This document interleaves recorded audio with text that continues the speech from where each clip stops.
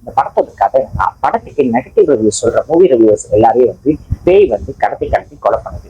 அதே மாதிரி சந்தானம் ஒரு மூவி ரிவ்யூவரா இருக்கிறதுனால அவரையும் அவர் ஃபேமிலியும் ஒரு படத்துக்குள்ள அமைச்சு எப்படி டார்ச்சர் பண்ணி கொலை பண்றாங்களா, என்ன பண்றாங்க அப்படிங்கிறது தான் மீதி கதை. டைரக்டர் பிரேம் ஆனந்த் ஒரு சூப்பரான இன்ட்ரெஸ்டிங்கான ஸ்டோரி தான் இந்த படத்துக்கு வச்சிருக்காரு. பட் அவர் படத்துல வந்து ஹாரர் அண்ட் காமெடி மட்டும்தான் கான்சன்ட்ரேட் பண்ணும் அப்படின்னு நினைச்சாரோ என்ன தெரியல. ஸ்கிரிப்ட்ல நிறைய இடத்துல வந்து கொஞ்சம் தோய் வளர்ந்த மாதிரி தான் நமக்கு தோணுச்சு. ஏன்னா வந்து ஃபர்ஸ்ட் ஹாஃப் வந்து ரொம்பவே சுமாரா இருந்துச்சு. செகண்ட் ஹாஃப் வந்து ஃபர்ஸ்ட் ஹாஃப் கொஞ்சம் பெட்டரா இருந்துச்சு. ஒரு சில காமெடி நல்லாவே ஒர்க் அவுட் ஆயிருச்சு. முக்கியமா மொத்த ராஜேந்திரன் அவர் வர்ற காமெடி சீட்ஸ் எல்லாமே வந்து எல்லாமே நல்லபடியா தியேட்டர்ல எல்லாரும் வெளியே இருந்தாங்க. படத்துல நிறைய காமெடி ஆர்டிஸ்ட் இருக்காங்க. அவங்க பண்ற காமெடியில வந்து சில காமெடி மட்டும் தான் ஒர்க் அவுட் ஆச்சு. பல காமெடிங்கெல்லாம் வந்து ரொம்பவே ஃபோர்ஸ் பண்ணி காமெடி பண்ண வச்ச மாதிரி தோணுச்சு. நம்ம ஹீரோ சந்தானமோட கேரக்டர் வந்து ஒரு டிஃப்ரெண்டான கேரக்டரா இருந்துச்சு, நல்லா தான் இருந்துச்சு. பட் அவர் what bro, why bro, bro bro bro அப்படின்னு சொல்றது வந்து சில இடத்துல நமக்கு கொஞ்சம் இரிட்டேட்டிங் தான் இருந்துச்சு. அதை கொஞ்சம் குறைச்சிருக்கலாம்.